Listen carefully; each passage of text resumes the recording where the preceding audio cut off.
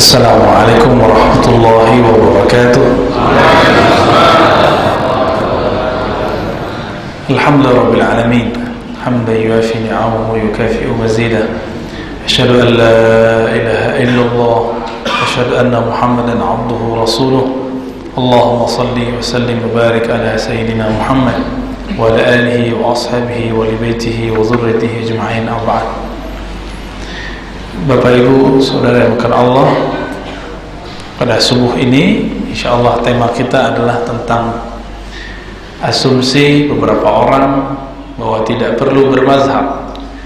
Dalam bahasa Arab disebut dengan al-la-mazhabiyah. Jadi la mazhab, la tidak, mazhab bermazhab. Al-la-mazhabiyah artinya tidak perlu bermazhab. Aliran ini, kelompok ini ternyata mulai rame di tahun 70-an. Siapa yang pernah haji tahun 70-an itu akan dapat selebaran, itu sampai sekarang masih ada. Umroh biasanya itu ada di beberapa sudut-sudut di Masjidil Haram. Ada tulisan-tulisan tidak perlu bermazhab, larangan bermazhab. Jadi memang sudah agenda dari pengurus Masjidil Haram yang sekarang, ya, terutama tahun 70-an. Di tahun 70-an tersebut sampailah beberapa tulisan-tulisan kecil tersebut kepada ulama yang ada di Damaskus. Ayah dari guru saya namanya Syekh Muhammad Sa'id Ramadan Al-Buti. Syekh Muhammad Sa'id Ramadan Al-Buti, beliau doktor tamatan Azhar, kemudian nulis buku, kitab judulnya Al-La-Mazhabiyah, Akhtaru Bid'ain Tuhaddidu Asy-Syari'ah Al-Islamiyah. Apa maknanya? Orang-orang anti mazhab, baik mazhab Syafi'i ataupun Maliki atau Hanafi ataupun mazhab apapun, yang penting dia anti. Akhtaru bid'ain, itu adalah bid'ah yang paling berbahaya. Tuhaddidu syariah al-islamiyah, yang mengancam syariat Islam. Ditulis bukunya kecil untuk membantah selebaran-selebaran, tulisan-tulisan kecil yang berkembang, yang dibagikan kepada para haji. Saya masih ingat Pak Haji di kampung saya dulu, pas pulang-pulang bawa banyak kitab, isinya seperti itu, buku kitab-kitab kecil. Pas kita baca, ini bahaya sekali. Untungnya Pak Hajinya nggak bisa baca. Pak Hajinya guru SD, kepala sekolah, dia tidak mengerti bahasa Arab. Alhamdulillah. Kalau dia ngerti, nanti dia akan fatwakan ke anak-anaknya. Anak-anakku, bermazhab itu tidak boleh. Kan nanti begitu. Nah, inilah bahayanya.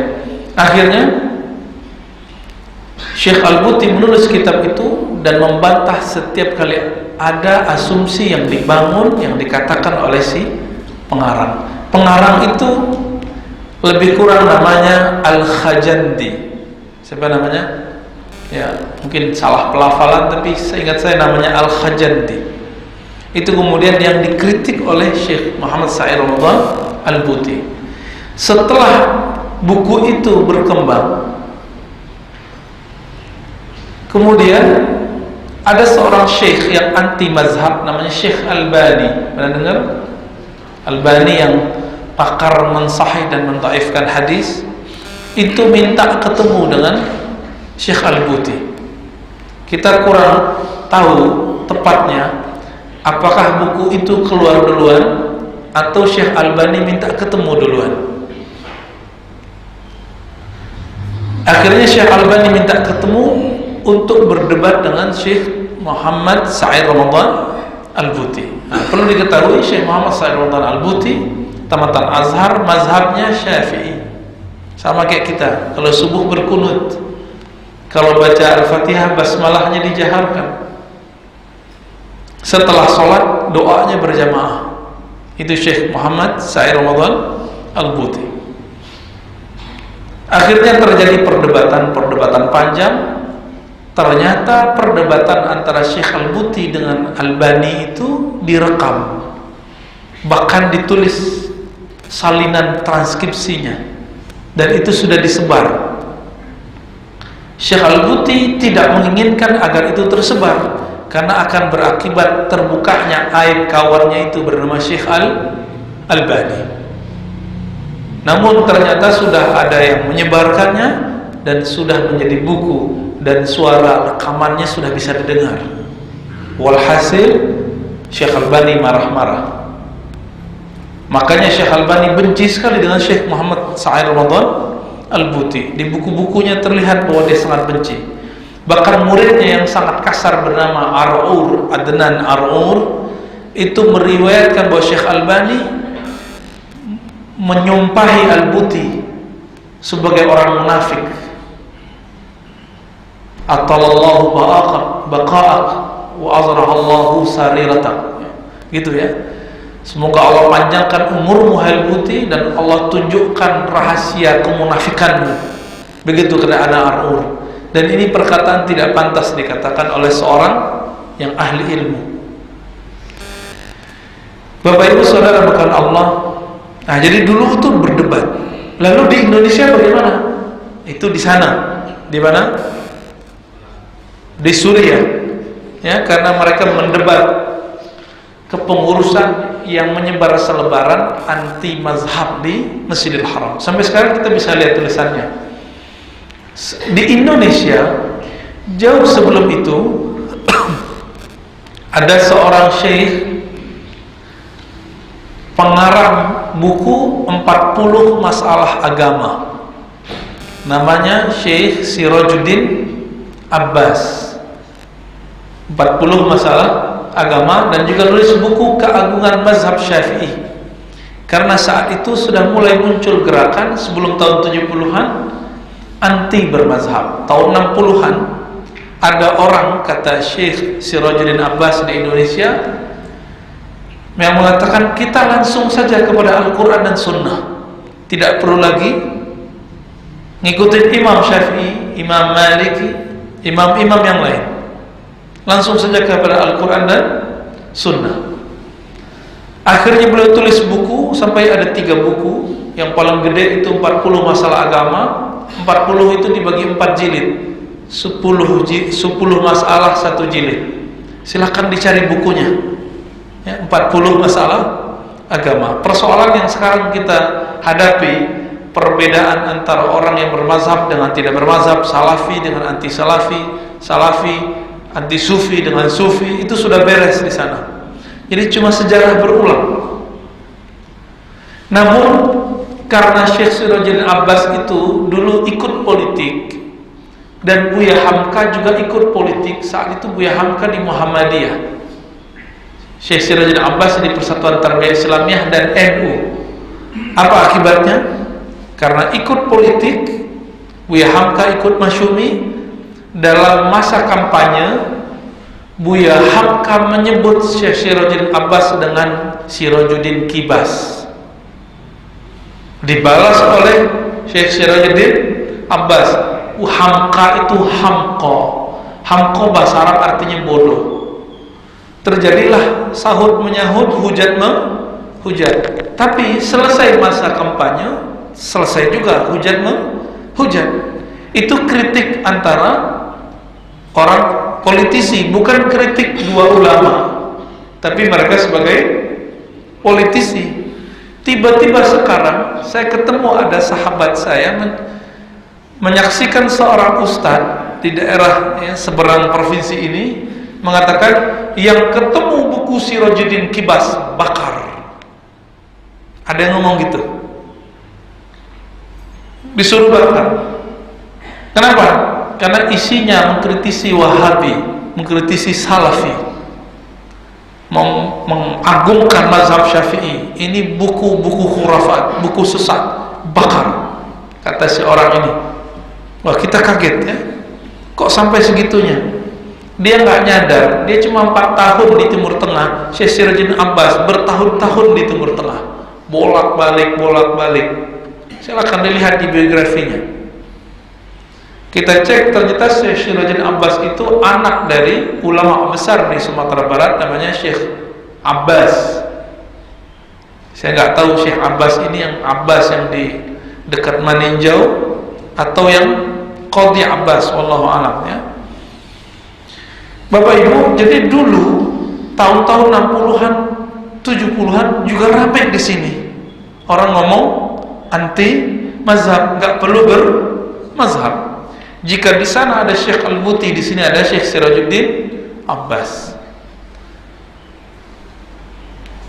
Lalu bagaimana hari ini? Hari ini muncul lagi dan itu lebih viral, ya. Lebih ramai. Kenapa? Dulu yang bisa mengakses buku nggak banyak. Sekarang kajian-kajian anti mazhab itu kita bisa akses di YouTube, bisa akses di Google. Maka orang-orang yang tidak mengerti agama pun akan mencoba berfatwa. Kalau kita hidup di zaman Syekh Syirajuddin Abbas, orang-orang yang suka menyalah-nyalahkan orang lain setelah ngaji setahun 2 tahun, istilah dia sangat keras. Apa dia sebut? Itu mufti gadungan, mujtahid gila, gitu. Dia istilahkan begitu. Menurut siapa? Syekh Syirajuddin Abbas.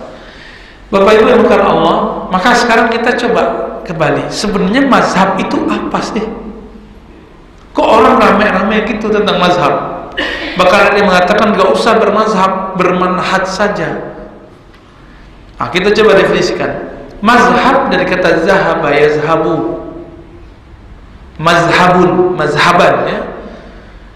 Bisa juga dia disebut zihab, fahuwa zahid, wazaka mazhab ya, atau mazhub ya, jarang dipakai itu. Maka mazhab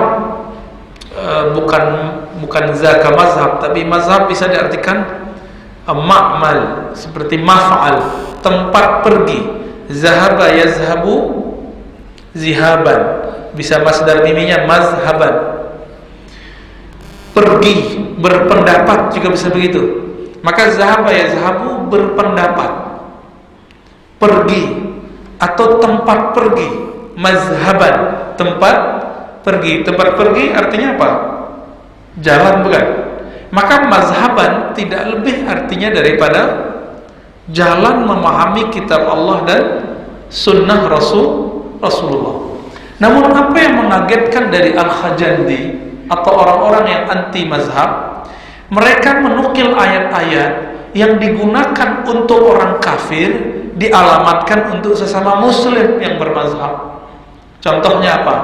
Misalnya ada dalam surah Al-An'am ayat 116. Nanti kalau salah tolong dibenerin ya ustadznya. Wa in tuti' aktsara man fil ardi yudilluka an sabilillah. Jika engkau, hai Muhammad, mengikuti kebanyakan orang yang ada di bumi, yudilluka an sabilillah, mereka akan menyesatkanmu dari jalan Allah. Wa iyattabi'una illa zan, mereka hanya mengikuti tidaklah lebih daripada zan. Apa arti zan? Persangkaan. Wa inhum illa yakhrusun, ya, mereka itu cuma bohong. Ini Al-An'am ayat 116, surat 6 116. Ayat ini sering digunakan untuk mengatakan bahwa mayoritas tidak mesti benar. Padahal ayat itu tidak berbicara tentang umat Islam. Nah, itu ayat turun kepada Nabi Muhammad SAW. Wa in tuti' ya Muhammad, begitu. Jika engkau mengikuti hai Muhammad, kita cek tafsir Imam Tabari. Siapa itu yang engkau ikuti hai Muhammad? Jika engkau mengikuti siapa? Al-kuffar, orang-orang yang kafir. Berarti kalau mengikuti kebanyakan orang Islam, umat Islam, ulama Islam, itu tidak disebut masuk ke ayat ini. Jadi kita udah cek dalil-dalil yang digunakan oleh orang-orang yang anti mazhab itu rata-rata salah dalil. Dalil untuk menyindir orang kafir dipakai untuk sesama muslim. Nah, ini bahayanya. Ayat bukan untuk orang mukmin dipakai untuk orang mukmin. Sindiran ayatnya itu. Apalagi di surat, misalnya di Ali Imran, ayat berapa itu ya? 63 atau berapa Ustaz? Ketika dipanggil, hai ahli kitab, ya, ta'alu ila kalimatin sawa'in bainana wa bainakum, ya. Hai ahli kitab, mari kita ke satu kalimat yang sama, tidak syirik. Lalu di tengah-tengah ayat ada kalimat wala yattakhiza ba'duna ba'dan arbaba, itu dipotong. Dan ayat Alkitab, janganlah kita mengambil satu sama lain sebagai arbaba. Apa arti arbaba? Tuhan. Ini ayat diturunkan untuk ahli kitab yang menyembah para tokoh-tokoh agama, yang mengkultuskan tokoh-tokoh agama, bukan kepada muslim. Oleh karena itu, kita sudah cek kayak tadi ya, kebanyakan ayat yang digunakan untuk anti bermazhab, tidak usah ikut mazhab Syafi'i, tidak usah ikut Maliki, tidak usah ikut Hanafi, itu kebanyakan ayat salah pakai, nggak pas makainya. Masa ayat untuk orang kafir, untuk ahli kitab dipakai untuk sesama muslim? Syekh Albani karena ada kepentingan dengan membela minoritas. Waktu itu minoritas adalah kelompok Salafi dan Wahabi yang sedikit, maka beliau berusaha mendhaifkan sebuah riwayat, la tajtami'u ummati ala dhalalah. Kata Nabi, umatku tidak akan pernah berkumpul bersepakat dalam kesesatan. Atau apa kata Syekh Albani? Itu hadis dhaif. Itu hadis dhaif. Padahal ada perkataan Ibnu Mas'ud yang memperkuat riwayat ini. Ma ra'ahul muslimuna hasanan fahuwa indallahi hasan. Yang menurut orang Islam itu baik, maka menurut Allah pasti baik. Kenapa? Orang Islam berpikir sesuai dengan manhaj nabawi, manhaj kenabian. Jadi kalau orang ikut mazhab, sebenarnya dia sedang ikut Nabi sallallahu alaihi wasallam. Kita sering ulang nih kalimat ini, semoga kita hafal ya. Jika ingin belajar hukum Islam, maka kita ikut 4 imam. Jika ingin belajar hadis, kita ikut 10 imam atau minimal 6 imam. Siapa aja 6 imam itu? Bukhari, Muslim, Abu Daud, Tirmizi, Nasai, Ibnu Majah. Jika ingin belajar akidah, maka pelajari 3 imam, Asy'ari, Maturidi atau Tahawi. Jika ingin belajar ilmu akhlak tasawuf, pelajari Imam Junaid dan Ghazali. Nah itu rumusannya.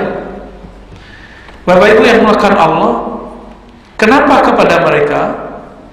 Karena mereka itu mengikuti Alkitab dan Sunnah. Namun si Syekh Al-Khajandi, begitu juga Syekh Albani yang anti mazhab, itu mengatakan apa? Imam Syafi'i berkata ke muridnya, la tuqalliduni, jangan taklid kepadaku. Apa arti taklid? Ikut tanpa tahu dalil. Ikut tanpa tahu dalil. Tapi dia melupakan, Imam Syafi'i ngomong begitu ke siapa? Ke muridnya yang sudah sampai level di bawahnya, atau muridnya yang baru ngaji? Sampai kemana? Kalau orang yang belum faham agama, maka tidak mungkin Imam Syafi'i ngomong begitu. Imam Syafi'i ngomong begini ke murid-muridnya seperti Ishaq bin Rahawai, Ahmad bin Hanbal, Al-Muzani, Rabi' Al-Muradi. Imam Syafi'i ngomong begitu, jangan taklid kepadaku. Tapi kalau kepada kita, mungkin Imam Syafi'i akan ngomong qalliduni. Begitu juga Al-Khajandi, Syekh Albani menggunakan kalimat Imam Syafi'i. Apa kata Imam Syafi'i? Idza sahhal hadis wa huwa madhhabi. Jika hadisnya sahih, itu mazhabku. Berarti semua hadis sahih itu mazhab Syafi'i. Begitu enggak? Begitu enggak? Serius? Enggak begitu. Jika itu sahih, tapi sahihnya kriteria Imam Syafi'i, bukan kriteria Syekh Al-Albani. Contoh, menurut Syekh Albani, sholat subuh dengan kunut itu hadisnya dhaif. Menurut siapa? Tapi menurut Imam Syafi'i, sholat subuh berkunut hadisnya sahih. Ikut mana? Imam atau Syekh? Oh, katanya Albani udah jadi imam. Ya sudah, Imam Syafi'i atau Imam Albani? Syafi'i. Kenapa? Imam Syafi'i gurunya ratusan, Syekh Albani guru hadisnya cuma satu, dapat ijazahnya cuma satu. Kita sudah pernah bahas juga ya, namanya Syekh Raghib At-Tabbagh, yang merupakan guru dari Syekh Yasin Al-Fadani juga. Namanya Syekh Raghib At-Tabbagh.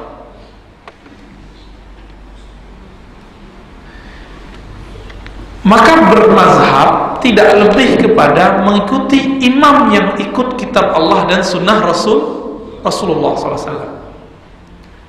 Langsung aja ke kitab dan sunnah. Wah, ini bahaya. Jadi kata Al-Khajandi, bal ar-ruju' mubasyarah ilal kitab wa sunnah. Namun kita harus langsung kembali ke kitab dan sunnah. Coba Pak, saya ngaji 20 tahun, Bapak ngaji mungkin sudah 40 tahun. Cuma karena ngajinya cuma di pengajian 2 kali sepekan, saya ngaji tiap hari. Hasilnya beda nggak kalau baca Al-Quran? Beda. Kenapa beda? Berarti kembali ke kitab dan sunnah tidak membuat orang sepemahaman, itu membuat orang berbeda. Karena beda tahun ngaji, beda lama ngaji, beda intensitas disiplin ngaji, hasilnya beda. Dan kita merasa aneh, kok giliran beragama langsung ke kitab sunnah, tapi giliran sakit datang ke dokter. Aneh gak tuh? Kenapa gak ke buku kedokteran? Yang benar kembali ke buku kedokteran atau kembali ke dokter? Kalau kita sakit, ke dokter. Jika kita punya penyakit kejahilan, ketidakmengertian terhadap satu hukum, kita kembali ke kitab dan sunnah atau ke orang yang ahli kitab dan sunnah, ahlinya. Itu yang disebut di Quran, fas'alu ahlan dzikri, tanyalah ahli ilmu. Maka mengikuti ahli ilmu lah yang disebut bermazhab. Jadi apa dalil bermazhab? Dalilnya ada di Quran, fas'alu ahlan dzikri. Itu 2 kali di Quran. Bertanyalah ke ahli ilmu jika kamu tidak tahu. Berarti bermazhab sunnah enggak? Sunnah. Ikut mazhab itu sunnah. Jadi Bapak Ibu, namun kita emang tidak wajib bermazhab satu mazhab, enggak wajib. Bisa pindah-pindah mazhab kalau ngerti. Cuma masalahnya ngerti enggak? Itu aja masalahnya, Pak. Jadi Bapak Ibu ini tidak wajib ikut satu mazhab. Kenapa? Karena yang bermazhab itu cuma ulama. Tinggal lihat aja ulamanya, kita senangnya yang mana. Wah, sepertinya ini cocok dengan ini suka-suka dong Ustaz. Bukan, nanti tanggungannya ada pada ulamanya. Tanggungannya ada pada ulamanya. Bapak Ibu, saudara ikhwan akhwat yang melakukan Allah. Jadi bermazhab itu tidak lebih daripada fas'alu ahla dzikri. Bukan ittiba man fil ardi, ya, ngikutin orang-orang kafir yang di bumi, bukan. Apa akibat tidak bermazhab? Kenapa Syekh Muhammad Sa'id Ramadan Al-Buti menulis kitab tadi, Al-Mazhabiyah? Aliran tidak bermazhab adalah bid'ah paling bahaya yang bisa menghancurkan syariat Islam. Kenapa itu bahaya? Karena yang meriwayatkan hukum-hukum Nabi itu adalah orang bermazhab. Yang meriwayatkan hukum-hukum Nabi bernama Imam Abu Hanifah, Imam Syafi'i, Imam Malik, Imam Ahmad bin Hanbal. 4 imam ini periwayat hukum. Adapun Bukhari, Muslim, Abu Daud, Tirmizi bukan periwayat hukum, dia periwayat kata-kata, perbuatan ataupun ketetapan Nabi. Bukan meriwayatkan hukum-hukum Nabi sallallahu alaihi wasallam. Justru mereka meriwayatkan pemahaman imam terhadap teks-teks itu. Contoh, ini Al-Khajandi yang di selebaran yang ada di Masjidil Haram itu nulis begini, kita cukup pakai Sahih Bukhari, Sahih Muslim, Sunan Abu Daud, Sunan Tirmizi. Dia lupa Imam Bukhari berguru ke murid Imam Syafi'i. Imam Muslim adalah muridnya Imam Bukhari. Imam Abu Daud berguru ke guru yang samanya Imam Bukhari, yaitu Ahmad bin Hanbal. Imam Tirmizi itu juga berguru kepada murid-murid Imam Syafi'i, bahkan berguru ke Imam Bukhari. Kalau kita buka sahih, bukan sahih Bukhari tapi Sunan Tirmizi, kitab Sunan Tirmizi, kita akan menemukan bahwa Imam Tirmizi setiap kali ada hadis yang muskil, yang problem, itu dia nukil pendapat imam-imam mazhab. Wabihi qala Syafi'i, inilah pendapat Syafi'i. Wabihi qala Ahmad, wabihi qala Ishaq, wabihi qala Ibnu Uyainah. Begitu, inilah mazhab imam ini, inilah mazhab imam ini. Berarti Imam Tirmizi sudah mengerti, sudah faham, sudah mendeteksi bahwa orang tidak cukup mengerti hadis, tapi harus mengerti mazhab para imam. Nah, kita sudah sebutkan juga bahwa imam-imam ini ternyata saling berguru. Ini berguru ke sianu, ini berguru ke atasnya. Jadi tidak benar kalau orang mengatakan cukup ikut Imam Bukhari. Imam Bukhari bukan imam mazhab, tapi imam periwayat hadis. Apa akibatnya tidak bermazhab? Syekh Albani punya fatwa. Fatwanya mengejutkan. Buku pertama yang dia tulis itu tentang at-tahzir, ya, melarang untuk sholat di masjid yang ada kuburannya. Akhirnya beliau memfatwakan tidak boleh sholat di masjid Umayyah yang ada di Damaskus. Kenapa? Konon di situ ada kuburan. Bahkan ketika dia 3 tahun tinggal di Madinah, Syekh Albani memfatwakan mesti kita keluarkan kuburan Nabi dari Masjid Nabawi. Kata Syekh Sa'id Mamduh dalam disertasinya di bagian footnote, jadi dia menganggap Syekh Albani betul ahli hadis, tapi tidak ahli fikih. Di footnote dia sebutkan Syekh Albani dikeluarkan dari Madinah karena fatwanya mengeluarkan kubur Nabi dari Masjid Nabawi. Itu akibat tidak bermazhab. Bahkan beliau melarang sholat di Masjid Al-Khaif di Mina. Kenapa? Di situ ada 70 makam para nabi. Para makam di situ bisa berarti petilasan, belum tentu berarti tempat kuburan. Apalagi Syekh Albani membid'ahkan sholat kunut sholat subuh berkunut. Juga begini, Syekh Albani memilih tidak boleh mengatakan assalamu alayka ya ayyuhan nabi. Minimal kalau tidak boleh, dia mengatakan sebaiknya tidak dibaca karena Nabi sudah wafat. Yang benar assalamu alan nabi. Dan dia memfatwakan tidak boleh baca Sayyidina dalam salat. Allahumma salli ala Muhammad, tidak boleh pakai Sayyidina. Akibat tidak bermazhab. Dan dia membid'ahkan talaffuz bin niyat, usolli fardhu subhi. Padahal ini kan di luar sholat, melafazkan niat di luar sholatnya. Maka itu boleh-boleh aja. Kalau bid'ah itu dibaca niatnya setelah takbir, Allahu Akbar, usolli fardhu subhi. Nah, itu baru bid'ah itu, ya. Sama kawan-kawan kita sekarang muncul lagi apa? Setelah sholat bid'ah, zikir berjamaah, salam-salaman. Yang bid'ah itu sebelum salam terus kita salam-salaman, itu baru bid'ah, benar nggak? Tapi kalau sudah selesai assalamualaikum, mau lari-lari, mau guling-guling, boleh nggak? Boleh. Dia aja main handphone, boleh-boleh aja kok. Dan yang paling ajib, ternyata Imam Ibnu Taimiyah, imamnya Salafi, membolehkan ngitung zikir pakai tasbih, alat tasbih saat sholat. Gimana tuh? Kenapa? Karena Ibnu Taimiyah masih bermazhab Hanbali, meskipun kemudian diklaim sebagai imam Salafi. Dia masih Hanbali, masih ikut manhaj dan mazhab, meskipun sering buat fatwa sendiri, kira-kira begitu. Apalagi akibatnya? Karena Syekh Albani tidak bermazhab dan anti mazhab. Bahkan dia menyebut orang-orang bermazhab itu yang taklid itu seperti al-an'am, binatang ternak.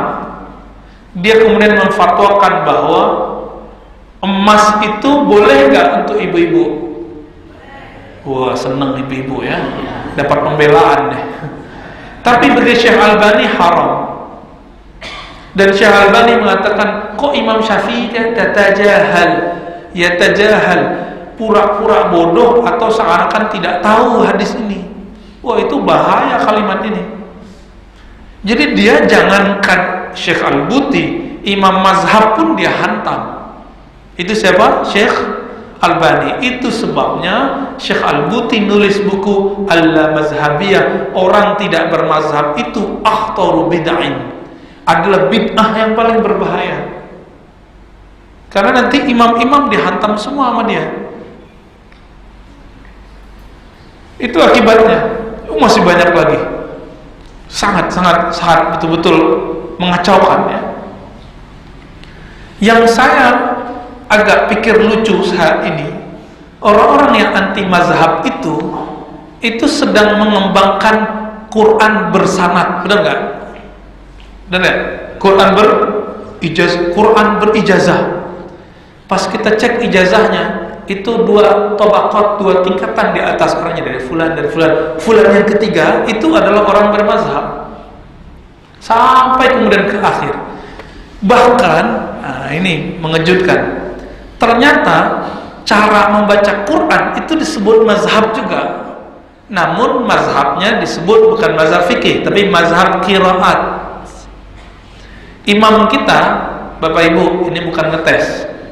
Itu mazhab qiraatnya apa? Cara bacanya, cara imam siapa? Imam Hafiz. Hafiz itu muridnya siapa? Murid Imam Asim, disebut qiraah Asim.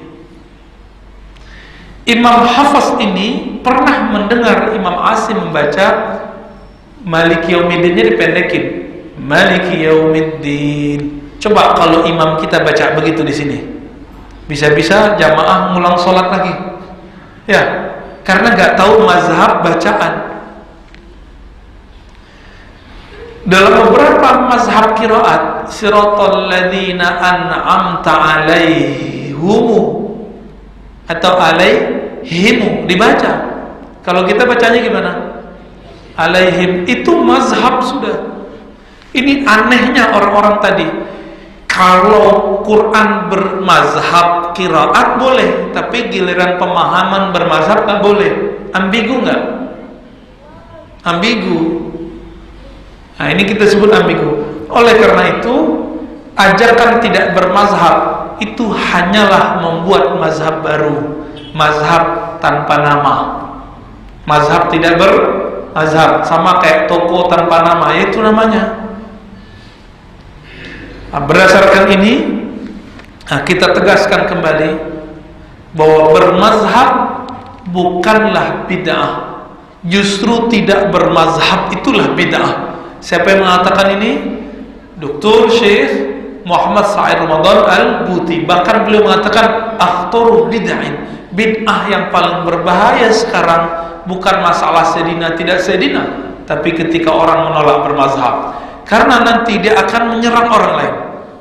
Contoh lain, Pak, setiap bulan puasa ada hal yang ramai, masalah doa berbuka. Itu akibat tidak bermazhab. Allahumma lakasumtu, hadis dhaif, tidak boleh dipakai. Ini akibat tidak bermazhab. Padahal tidak semua hadis yang dhaif itu tidak diamalkan. Ternyata hadis zahabat zama'u hadisnya dhaif juga, sama-sama dhaif. Apalagi contohnya, ibu-ibu boleh pergi ke masjid? Yang datang ke sini pasti bilang boleh. Itu mazhab siapa? Ternyata itu mazhab Sayyidatuna Aisyah. Berarti di kalangan sahabat Nabi sudah ada mazhab. Yang melarang itu disebut, maaf ya, yang melarang itu disebut mazhab Aisyah, yang membolehkan disebut mazhab Abdullah bin Umar. Itu sahabat Nabi sudah beda. Jadi dua sahabat sudah beda.